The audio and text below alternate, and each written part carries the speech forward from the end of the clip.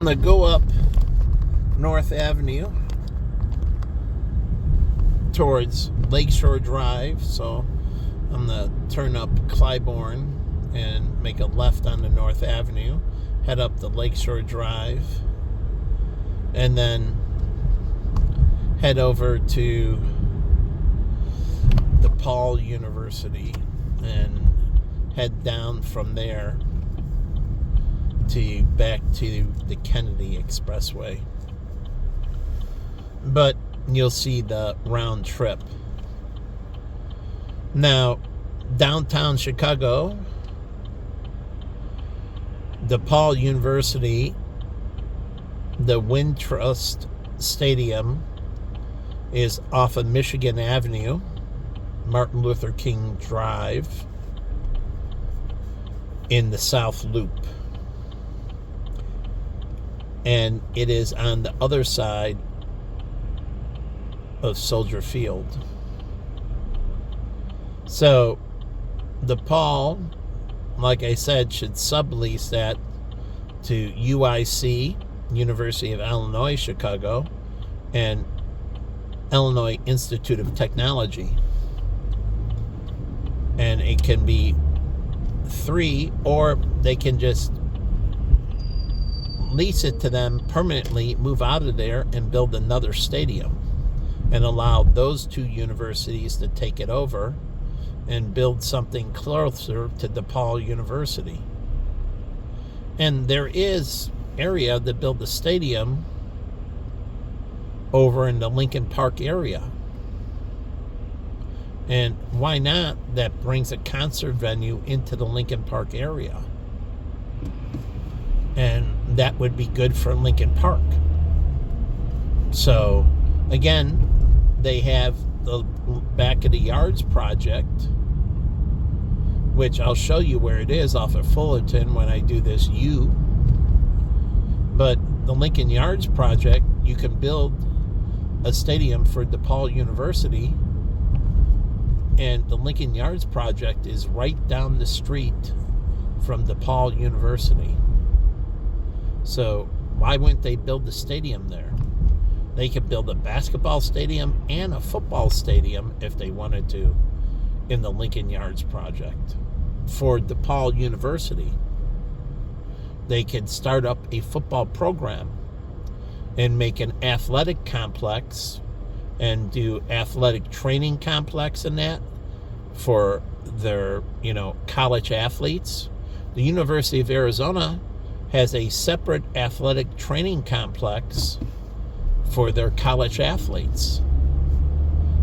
And it is basically, they've enhanced it incredibly.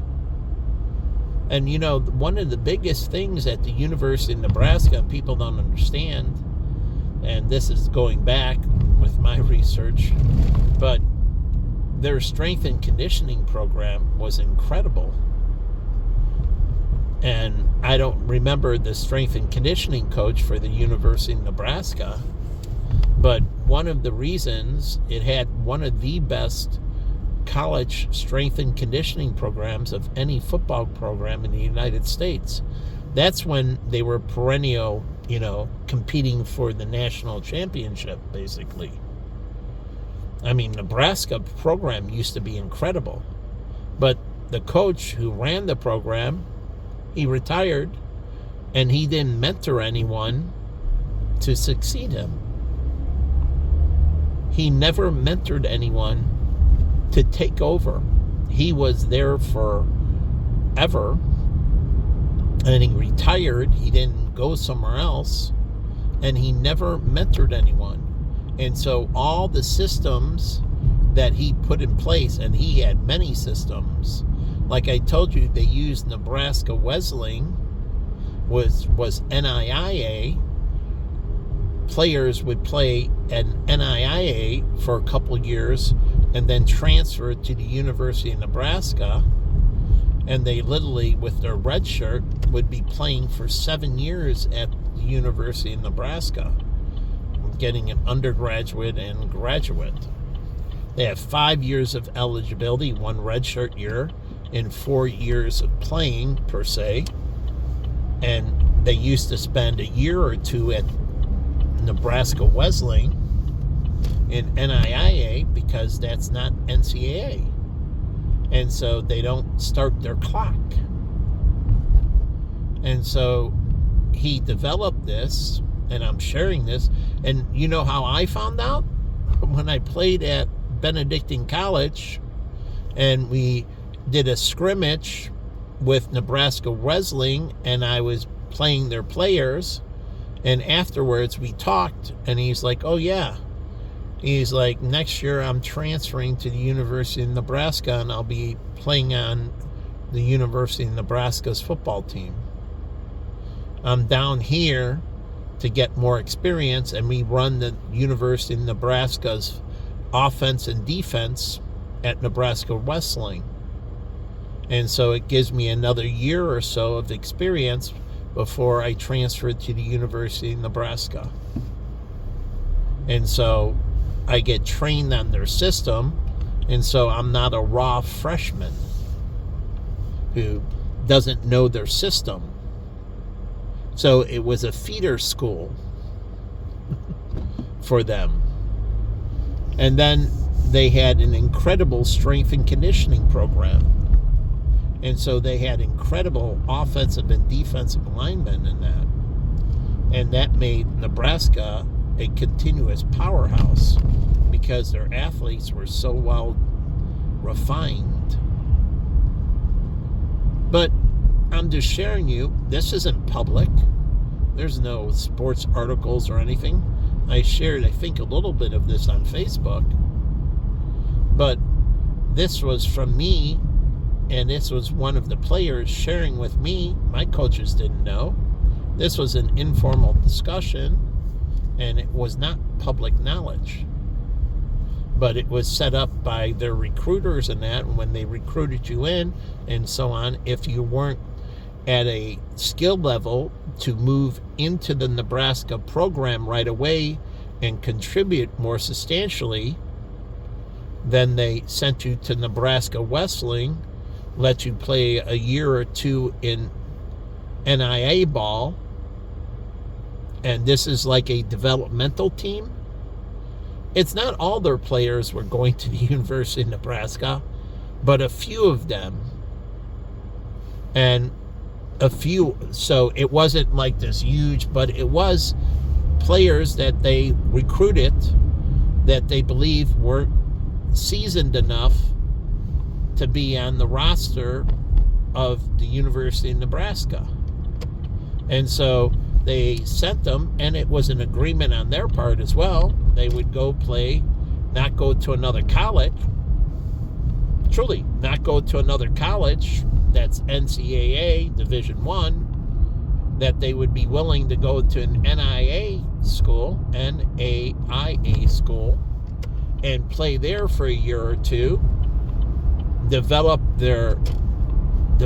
more physically, mentally, and they ran their offense and defense there, and then they would transfer to the University of Nebraska and come on to their team, and I would imagine they would get a scholarship.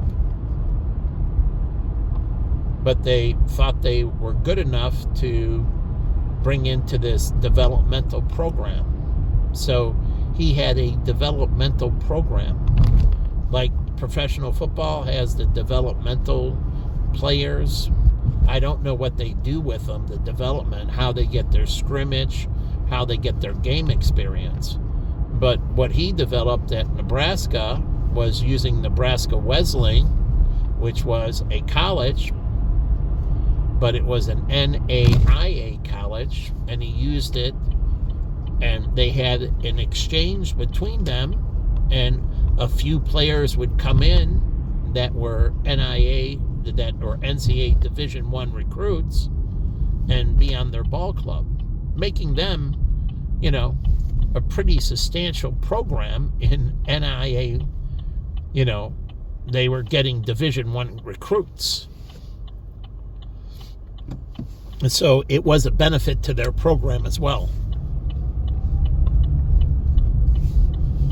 And so I don't know if there was exchange of soft dollars from the University of Nebraska, but there could have been some exchange, and it's not illegal, some exchange of soft dollars from the University of Nebraska to the Nebraska Wesley's football program for the NAIA for their accommodation of taking on these athletes and knowing that they're going to transfer out in a year or two, not stay there all 4 years.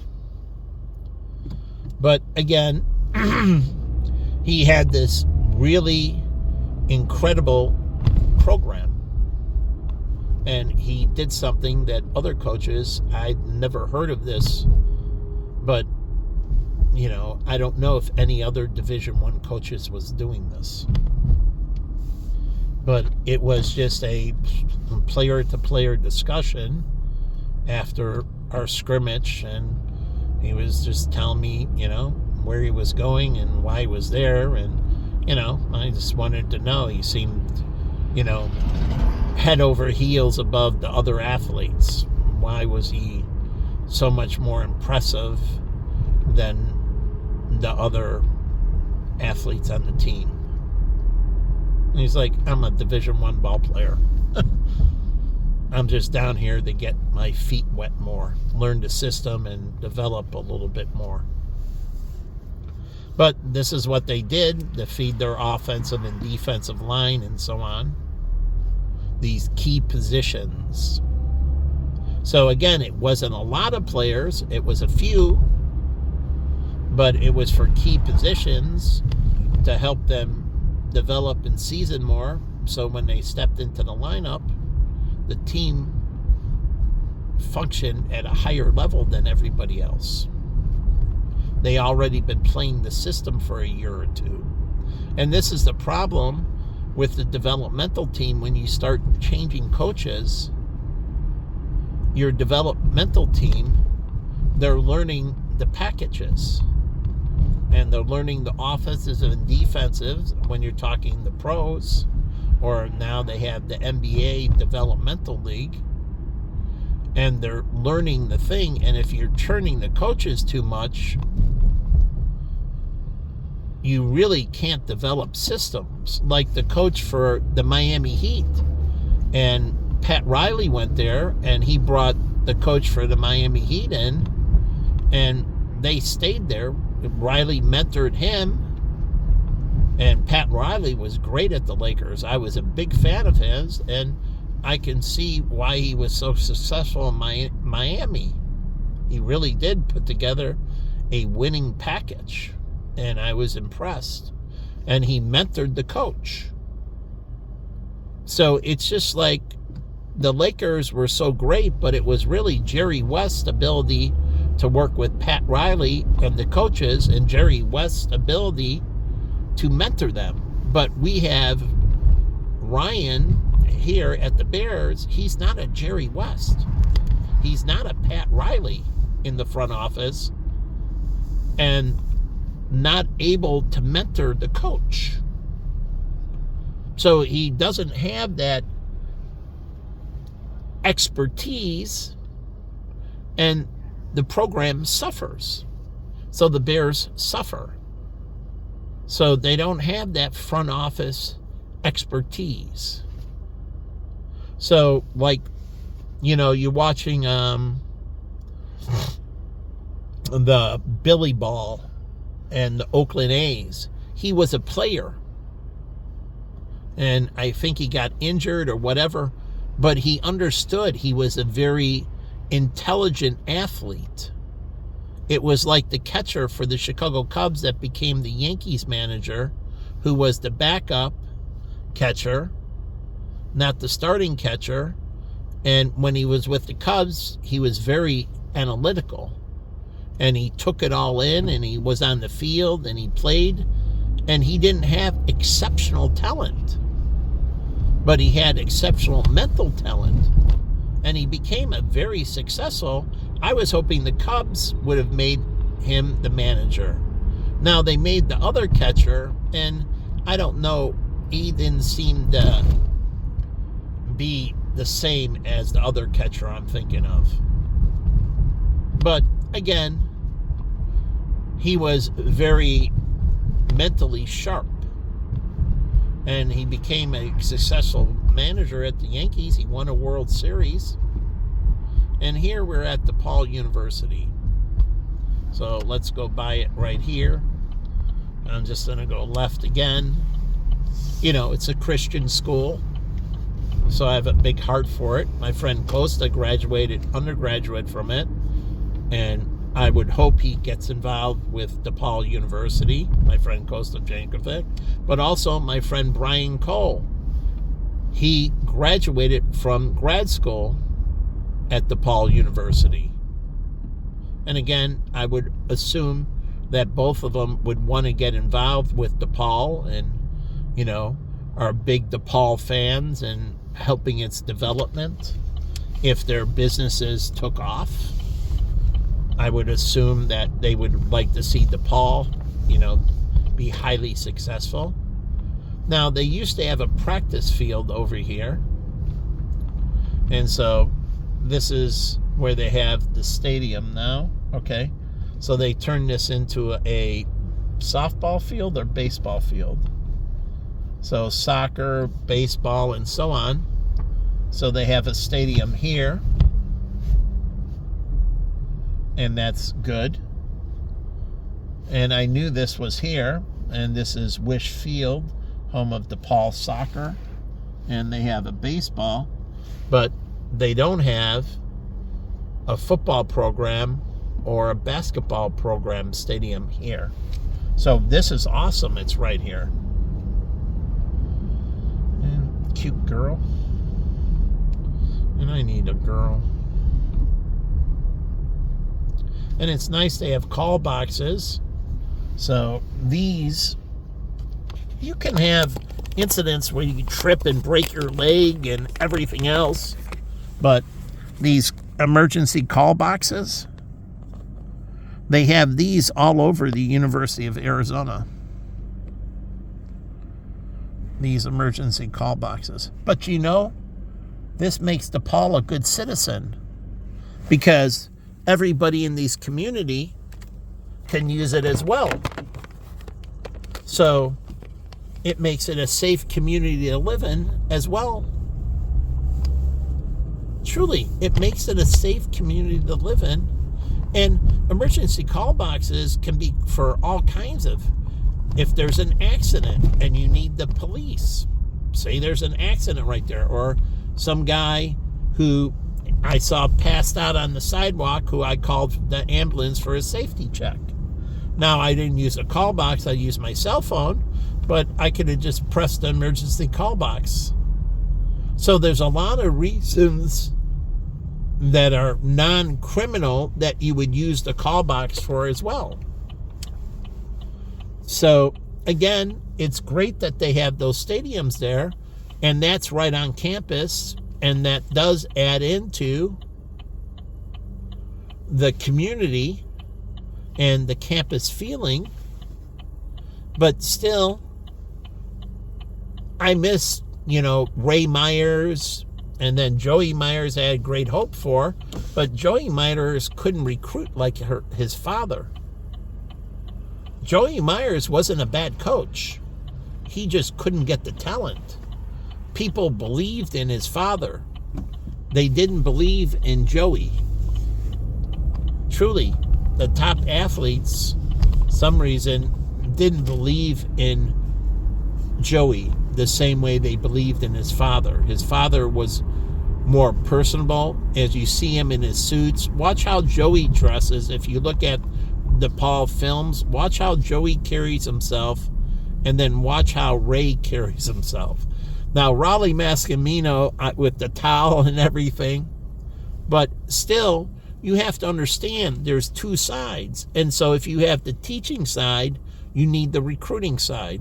Now, there is a individual who's from Chicago that was a black coach who had very good connections throughout the different high schools in the city of Chicago.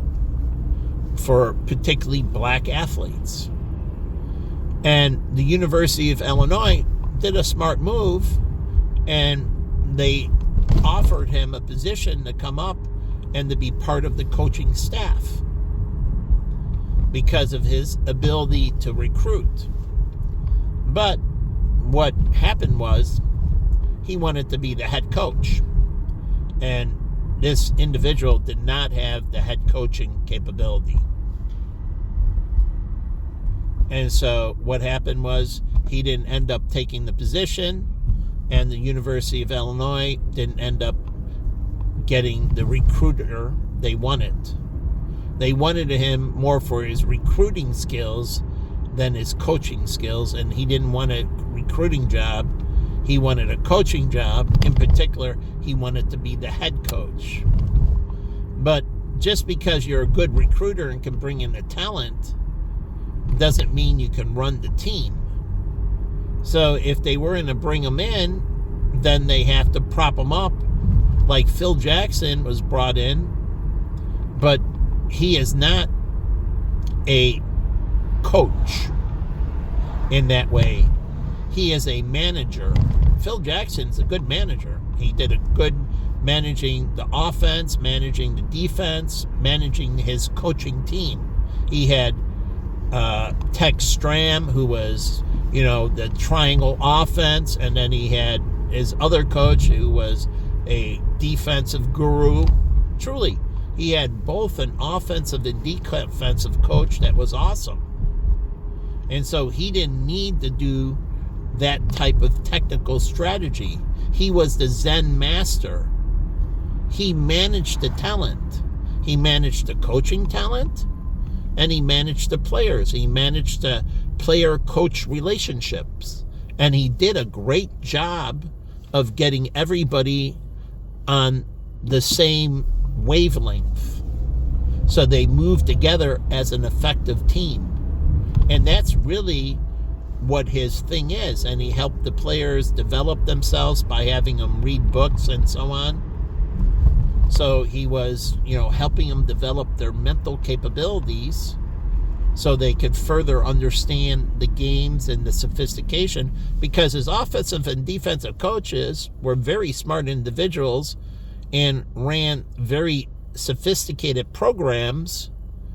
And Phil Jackson understood that he had to develop the minds, and these are professional players, but he had to understand, and they don't show this in that film about the Bulls, and he had to develop the minds of the players so they could understand what they were trying to accomplish on offensive and defensive. Unlike football, where you have two separate teams, your offensive players and defensive players are your same five guys. And so it makes much more demand of them cognitively. Not only physically, it's a different ball game playing defense from offense, and you have to switch. And so you got an offensive coach training you on the offensive side of the ball, but you go down court, the other opposing team gets it, now you have to be the defensive player. And so it makes it's like baseball. You're an offensive and defensive player. And you have to be able to make the mental switch. And so it demands a lot more of you than in football. Football, it's easier to focus because you don't have the complexity of changing your role. And an offensive lineman moves totally different than a defensive lineman. So a wide receiver does things totally different than a defensive back. And so they focus and they don't go both ways. And so you have players in basketball and baseball that you need a higher level of IQ to be able to function at a superior level, and the Bulls did it. Golden State did it. They could switch very well between offensive and defensive. And I don't know who Steve Kerr's assistant coaches are, his offensive coach and defensive coach. And truly, I don't know if they have like a batting coach in baseball, if they have a shooting coach.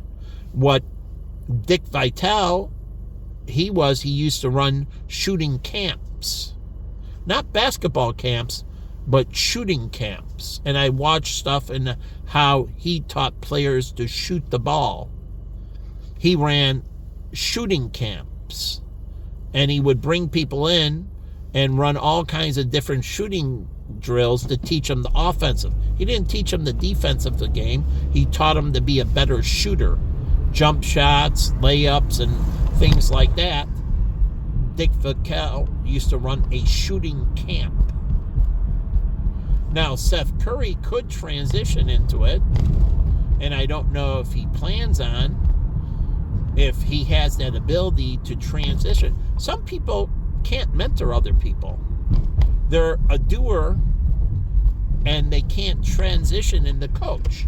So don't think like I watched Michael Jordan when he was in Philadelphia. He is not a coach. He's a doer, but he didn't transition into a coach. So he might be better as an individual mentor than he is as a group mentor. A coach has to be able to move up and down with the different levels of ability of the different player personnel. But truly, it's more dynamic position. But Michael Jordan could just mentor a single player, and maybe he is better at one-on-one communication, but not good. A coach needs to be good at group mentoring. You have to be able to mentor this person and change off and mentor that person. And successful coaches are able to do highly coordinated group mentoring. So I'm down here and the Lincoln Yards project, and I should have went over one more, but I'll turn around right here. But you have to, I'll go up to Elston. But you have to understand when you're looking at this and you're looking at a coach, how are they interacting? Like Phil does less interacting with the players and allowed more of his offensive and defensive coach, allowing them to mentor them on the fundamentals of the game. So the defensive coach, like Tex Stram, he teaches, or offensive coach, he teaches and mentors them on their group on his offensive philosophy, the triangle offense, and then the defensive coach mentors them on their defensive philosophy, and Phil is able to coordinate the greater group. So he's not doing as much individual player mentoring. He's more hands-off. It's like a head coach in football that has an offensive and defensive coordinator. They have to be more able to run at a macro level than a micro level. And so they're managing the offensive and defensive coaches, not so much the position coaches. The line coach and everything else, that's the offensive coach's job. The offensive coach manages the offensive line coach, the running back coach, the quarterback coach, just like the defensive coach runs the defensive line coach, the defensive back coach, the linebacker coach. That's their responsibility. You don't micromanage them. You allow them to manage their positions. But sometimes the head coach will run the offense. And so he has to, on that side, so this is the Lincoln Yards project, and it's right down the street. Well, it can go back to DePaul University, but they have an ability to build a football and basketball stadium right here. And over this bridge, it's Webster. Webster Street goes right to DePaul University. I'll pick up, we'll go around and I'll show you where Webster goes on the other side. But again, that would be perfect for DePaul University, meaning sports complex. They have one right on campus, and this one would be right down the street. So why don't they build the basketball stadium and football complex right here if they're going to get into it, or if they want to build a medical school? DePaul can build a hospital right there, and it can move its nursing and doctor, and it can build a medical school, or it can do all three. Build a basketball stadium, build a football stadium, and build a medical complex in the Lincoln Yards complex. Truly, it's right down the street. So it gets it's only minutes from the campus. Minutes. It's not across town. It's right down the street. So the Lincoln Yards doesn't get dilution with a lot more housing. It becomes a stadium and medical complex. And that takes up all the land anyways. Because with the medical complex, you have all kinds of medical research. And so you're going to build out medical research programs as well. And that's why DePaul needs a medical college. And then they can build out the veterinary college there as well. So they can build out the medical and veterinary college. University of Arizona has a huge medical college and a huge veterinary college. And they have an experimental farming community. And truly, their University of Arizona has a big experimental farm. It's on Wetmore, and I used to go by it all the time. And so it has an agricultural college. And the agricultural college deals with the experimental farm. And the experimental farm also have farm animals, and the veterinary college deals with the farm animals. So the agricultural college and the veterinary college work together. And DePaul can build that out here in the Midwest. Majority of the state is agricultural, and the states around us are agricultural, and they can be a complement to the other agricultural veterinary colleges and medical colleges. So they can change the scope of the Lincoln Yards project altogether. So we're going to go down here. This is Webster. And you can see, and I'll go back here to see the view of the Lincoln Yards. But again, this can be all DePaul University. So what they have envisioned, I would change. And they can build out housing and everything for DePaul University. All kinds of housing. You know, graduate school housing, professor housing, truly. Like one of the big things about the University of Arizona, the teachers live right around campus. And so they can build out all kinds of, you know, housing infrastructure for the university. So again, this is a huge area that's right down the street from DePaul University. And so they can build out all the housing. They can build out the stadiums. They can build out a veterinary and medical college. They can build out both veterinary and medical researching. They can build out the agricultural college and agricultural researching. Truly, they can put up a portion of this as an experimental farm. A portion of the Lincoln Yards as an experimental farm. And they can build out the agricultural college at DePaul University. And they have the river right there, so that's marine biology and everything. And it deals with aquatic life and the marine biology. And so DePaul University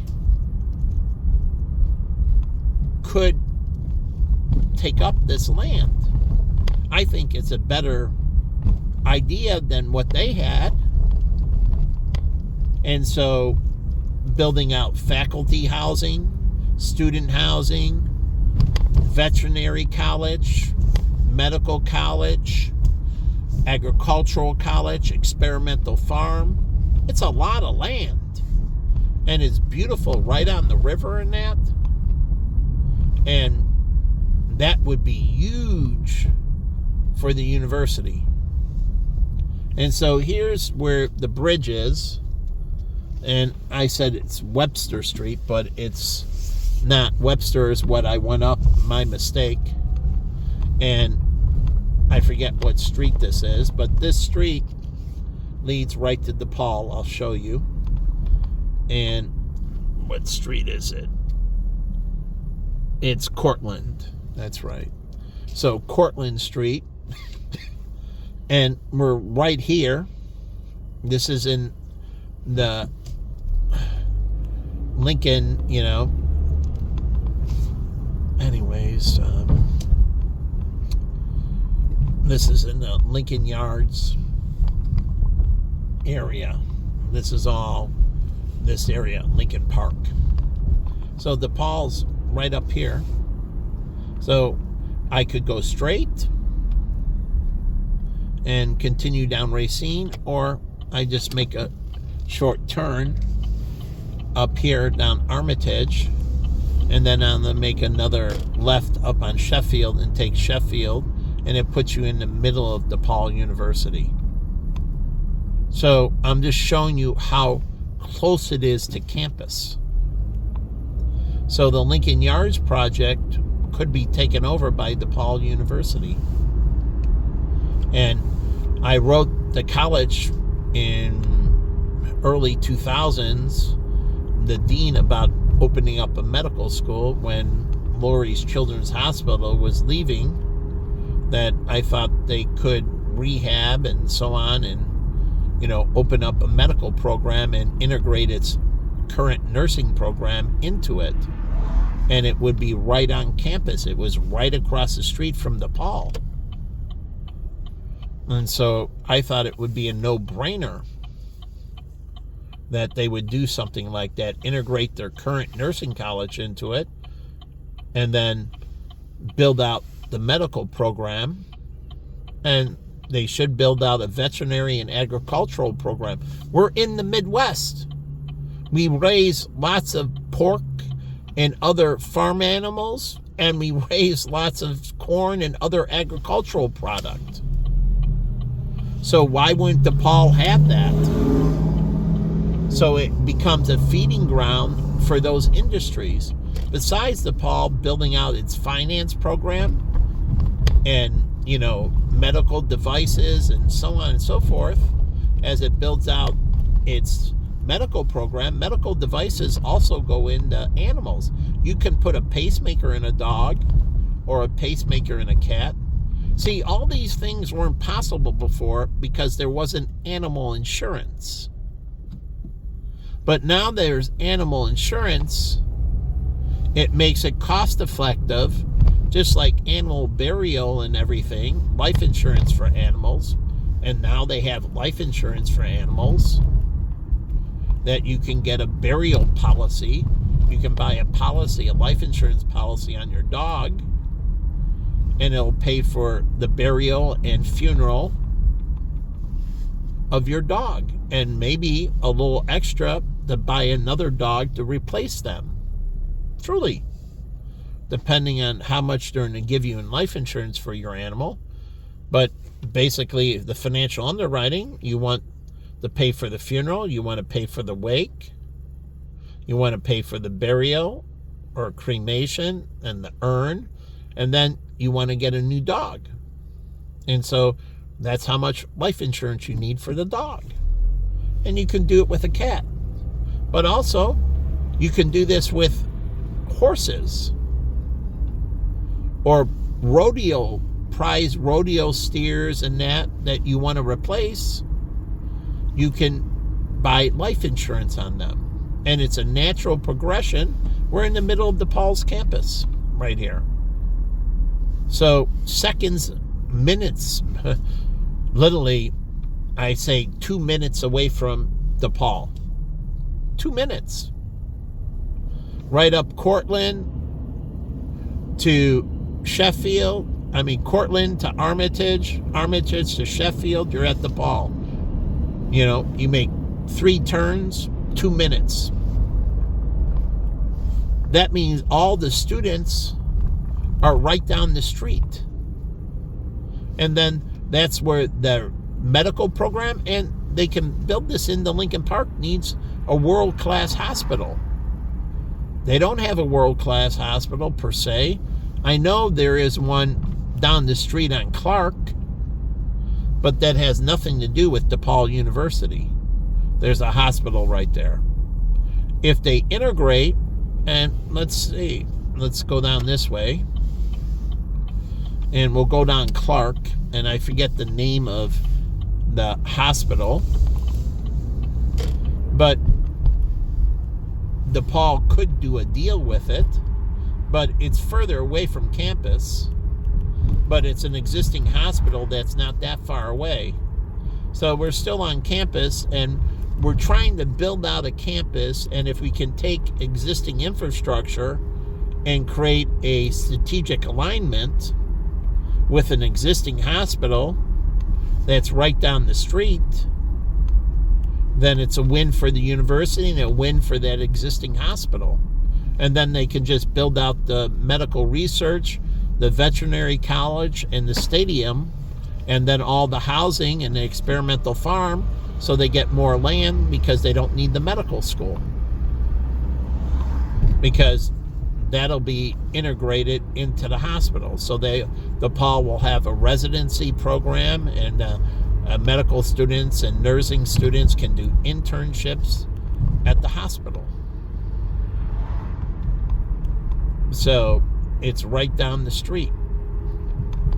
So an integrated plan in Lincoln Yards would fit perfectly for DePaul University. If it's looking to grow into a major university, because you're looking to bring in major sporting programs, you're looking to build out a medical school, you're looking to build out a veterinary college, and so you're looking to grow the community significantly, and you'll have beautiful housing along the river, and then you have Belly's Casino and that whole water taxi, and you can get to Navy Pier in Lake Michigan. You can truly have incredible faculty housing, faculty, staff, and student housing, and that can bring in substantial more students, meaning high-class professors. So I would go left here because the hospital is to the left, but I can't because there's no left-hand turn. So I'll go up here, and this is where Mel Gibson here was What Women Want. And I don't know, I've been trying to figure that one out. Truly, my number one thing is I want a girlfriend. I thought I would have a wife and kids by now and raising a family. But the Lincoln Park Zoo and the veterinary college can work with the zoo and do zoology and everything else.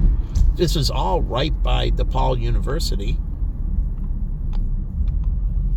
And so they can work with them, and it's perfect to create a veterinary college. And so they can create devices and pacemakers and all kinds of medical hip replacements and that for animals. So let's turn down Roseland. And so they can work with the Lincoln Park Zoo.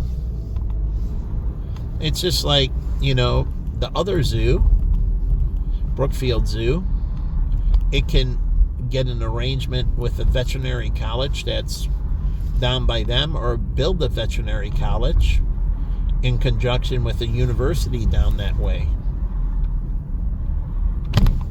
And so they can integrate that, and that's another veterinary college for the university. But pets are more common with pets insurance now, pet life insurance, and all this is now possible that was never possible before.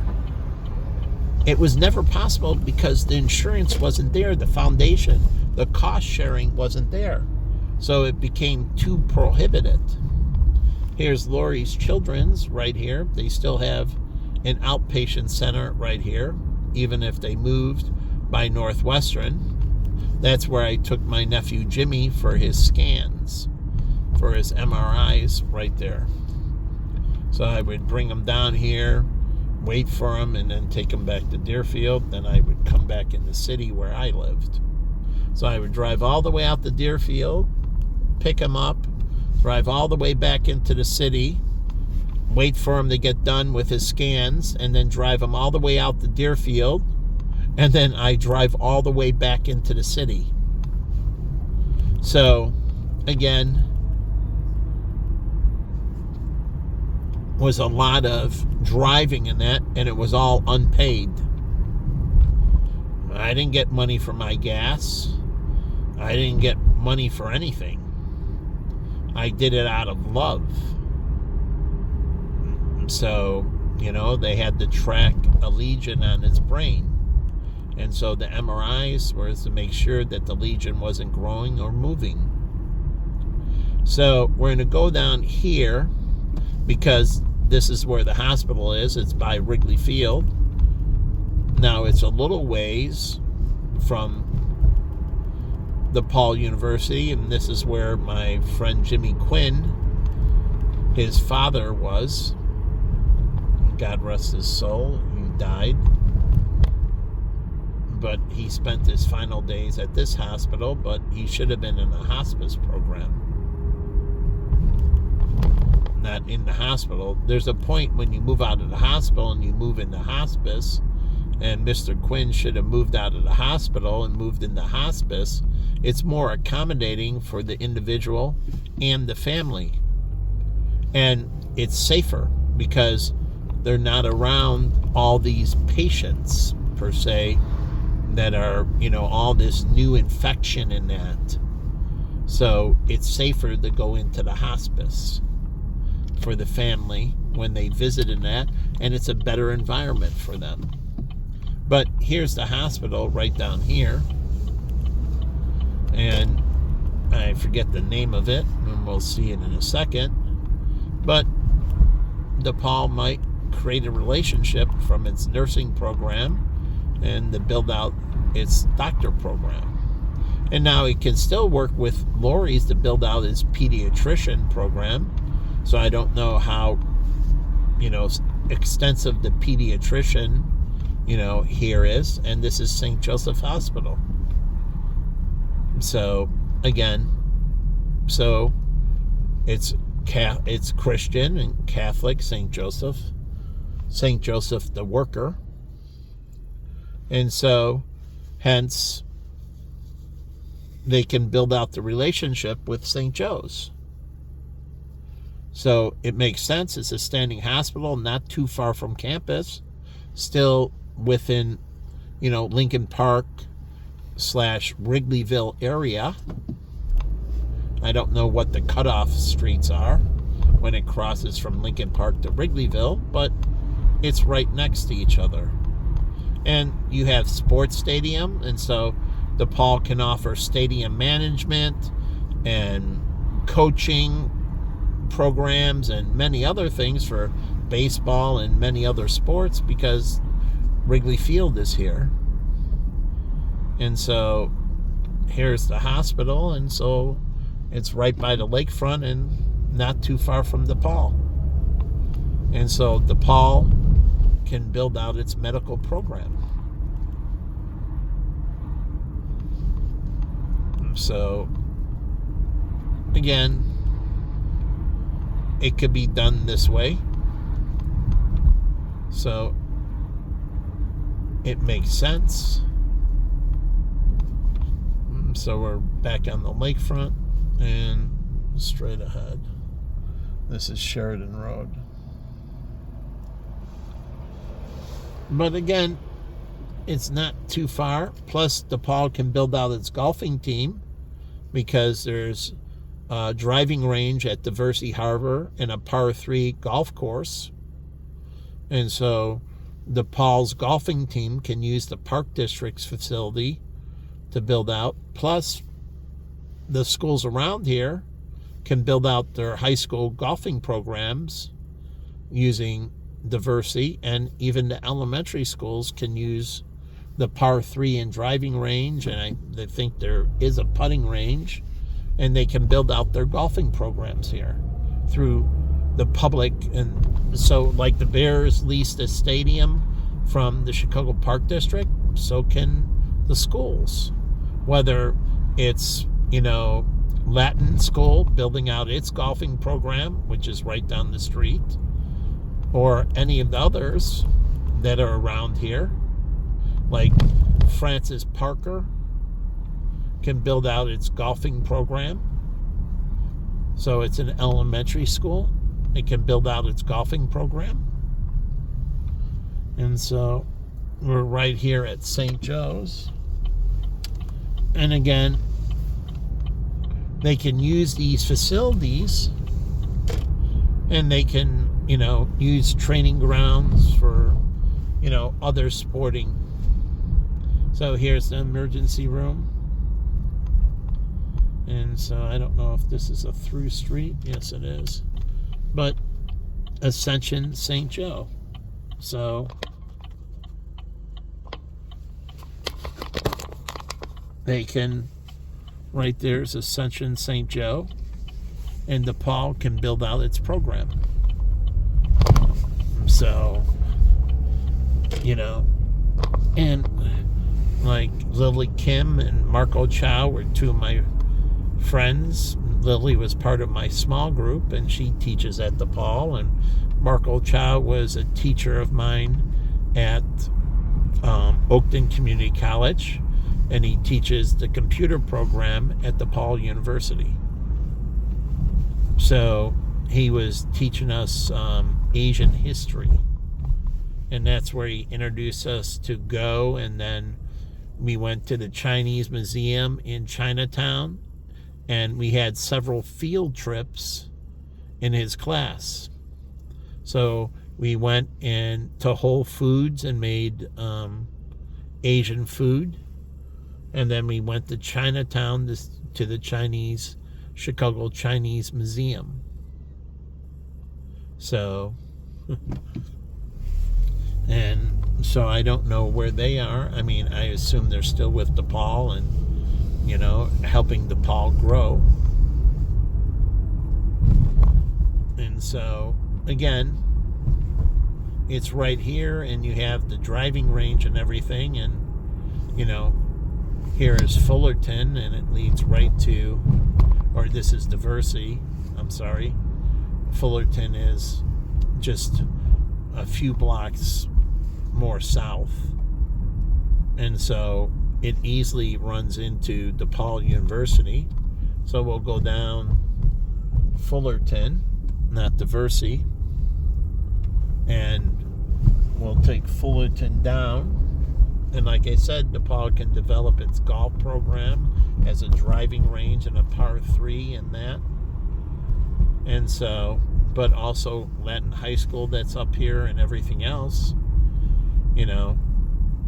it can develop right there. So right now, you're really looking to open the driving range at Diversity Harbor.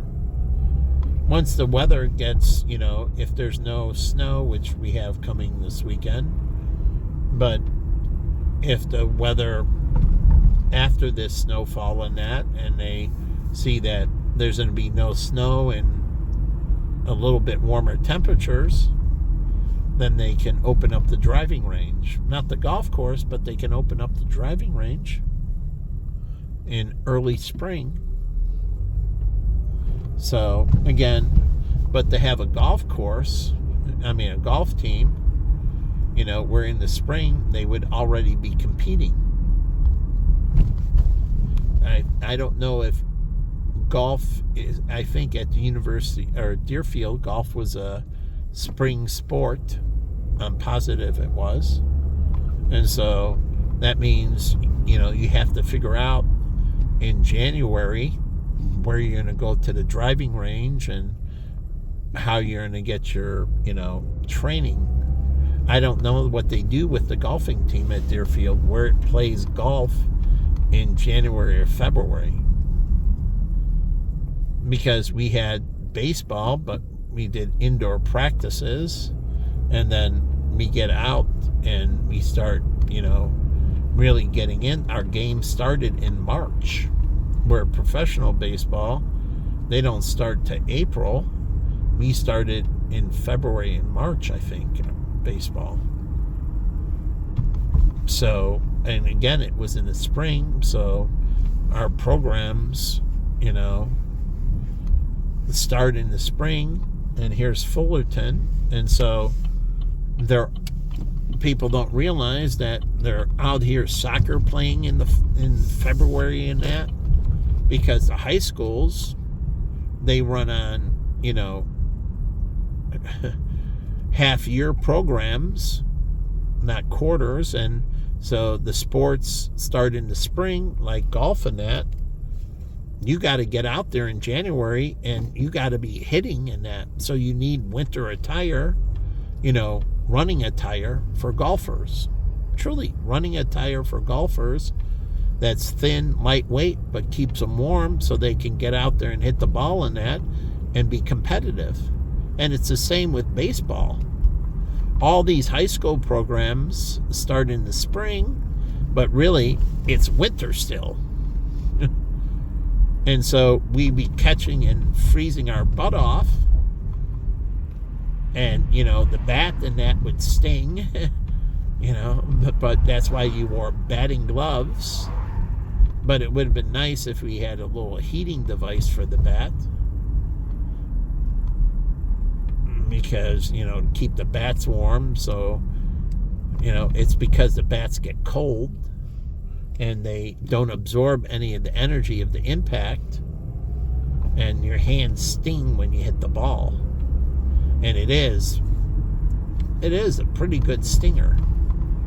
So you have a bat warmer, and if you keep the bats warm, I know they have the insulators now, the sleeves that go around the bat that keep them warm. So it not only carries the bat, it carries the bat, but it also keeps the bat warm. And so you don't want to be hitting a baseball with a cold bat. And all the energy from the vibration goes right into the handle. That means right into your hands. So again, unlike pro baseball, high school programs and college programs, baseball is happening right now in January. So you do a lot of indoor work as much as you can, but eventually you got to get outdoors, and you get outdoors in very cold weather. But again, that's the ability to adapt and overcome. But this is also the ability why our seasons in one way is great, but in another way, you're at a deficit to Arizona, California, Florida, all the warm weather states, because they can play all year round because weather's not an issue. And so they build out a football stadium. That football stadium can double as a baseball stadium. Or DePaul University can use Wrigley Field. Truly, they can use Wrigley Field, which is down the street. Because the Cubs are away. And they're in Arizona in their spring training. And they need facilities to practice and everything else. So as long as they can preserve the field in that and not damage it for the professional team, they can maintain it, and then DePaul can practice at Wrigley Field. Their baseball team and their soccer team in that. And no, they have a soccer stadium. So again, I believe you're right here, and they build out the Lincoln Yards project. So I think DePaul should be highly invested into the Lincoln Yards project and build out their veterinary and medical program, and their medical school, and they have their nursing school. And so, like I said, their agricultural college and building out the experimental farm in that. So again, housing for faculty and staff and students, and that's your Lincoln Yards project. So you don't have to import, like, oh, we need this many. No. You're bringing everything related to the university, and they can build out research facilities there. And this can bring, great promise to Lincoln Park, DePaul, Wrigleyville. And so it can be immense. So, and DePaul can do the bond issue. They can do a joint issue with the city of Chicago. And they can do it as revenue bonds, because the medical school will raises money through tuition and other ways.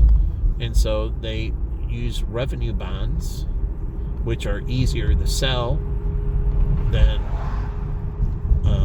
general obligation bonds. That goes on the general of the university, but the university has a lot of people dipping into it, and it makes it more risky when it's set apart. The revenue bonds are specific to the project, and they do the performance and everything else, and they generate. So revenue bonds can be less risky. You say the general bonds have less risk because they have the general access, but no, they have more risk because there's way more people competing for that money. With a revenue bond, only that entity, like the veterinary school or the agricultural college, or the DePaul builds out its own stadium authority. Truly, they build out its own stadium authority, managing its soccer stadium, its softball stadium, its baseball stadium, its basketball stadium, its football stadium. So they need their own stadium authority, like Indiana's building out, but they need it for the university to run those facilities, to maintain those facilities. And the stadium authority can issue the bonds that are tied to specific projects, like building out a new basketball stadium here and turning Wintrust over to UIC and Illinois Institute of Technology, which makes more sense for them. And DePaul has a basketball stadium right by campus, and that makes the Lincoln Yards project much more feasible. Instead of this general thing, it's tied into the university, and it knows exactly where it's going to get its students, and it's housing, people that are going to live, faculty, staff, and students, and so on. So the project is much more secure, truly. And so it's not like, oh, we got to find all these people to move in. No, got them right at DePaul University. And so they build out these new programs, and like I said, they have to build out the programs to meet the different industries in the state, and Boeing was and still has a presence here. You have to build out aerospace and everything else. So there's a lot going on that these, the feeder schools are the elementaries that feed into the high schools, that feed the preschools, feed into the elementaries, which feed into the high schools, which feed into the colleges. So the majority of people, they tend to stay in state, and the minority tend to go out of state. It's true, you wouldn't have all these colleges, like you have Northeastern, where my brother went, and North Park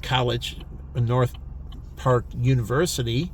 They do grab from Missouri and Iowa and so on, and people from here go to, like David's kid, he went to Valparaiso in Indiana, Matt, and got his engineering degree.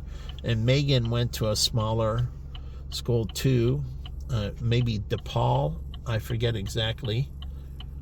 But again, there's a give and take between the states around us, that the kids, some kids, the majority of kids, stay more local.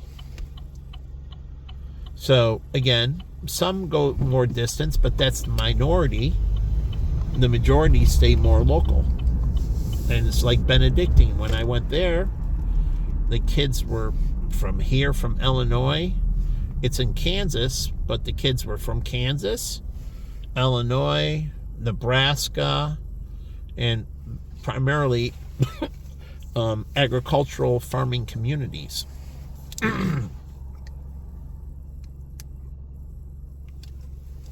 So I was around a lot of farm boys. And that meant I was around a lot of farm girls, and I like farm girls. Like the Asian girl was the country girl on Facebook. But again, these are, things that can build out, and this builds out this whole area. There's all knock-ons, from clothing to, they need furniture at Value City and that. So Home Depot we used to go to, and for building out our inside of our fraternity, I was moving into the fraternity SIGEP when I had to leave before the start of the semester. But my roommate Jim Sanders and we were building out in our living space, putting in carpeting and everything else. So, but again, that was inside the fraternity house. So again, it's a good thing. So it affects all these areas, So again, it affects a broad community outside the college. So there's another movie theater down the street, and Target and so on. So again, as DePaul grows, the student base will touch more and more and more between student, faculty, and staff. It will encompass a larger and larger portion of the surrounding communities. And so that's a good thing, and it feeds into the base of employers within the state and states around us. So again, I don't know what the mayor of the city of Chicago is doing, Mayor Brandon Johnson, and what his vision is. But, hopefully, these are things that I was working on decades ago. And I wrote into the city numerous times. They have a Write the Mayor thing. I wrote them all kinds of ideas. But it's amazing that they don't vet those out and run through them and, contact people back and, thank you for your input and so on and so forth. And, we'd like to explore this information more. But it's amazing that they don't. So, but again, here's Logan Square, and it's a beautiful area and has these islands and it's unique. So I love living on here. Lived at 2 different locations. One location very short and another location longer. And I enjoyed, and they opened the Starbucks over here. That's on Logan in California, and it was awesome. I was here before the Starbucks, and they opened it, and I was just walking down 3 doors down, from the Starbucks. So it was awesome. So it's a beautiful neighborhood in that. So I was born in the city of Chicago, and I stayed here until the end of my 7th grade, and then I moved out to Deerfield. So part urban and part suburban. I'm a hybrid. So I didn't stay in the city from elementary through high school. I moved out to the burbs and did junior high and high school in the suburbs. So I'm a urban, suburban dweller. So anyways, I'm going to leave this here and have a good morning.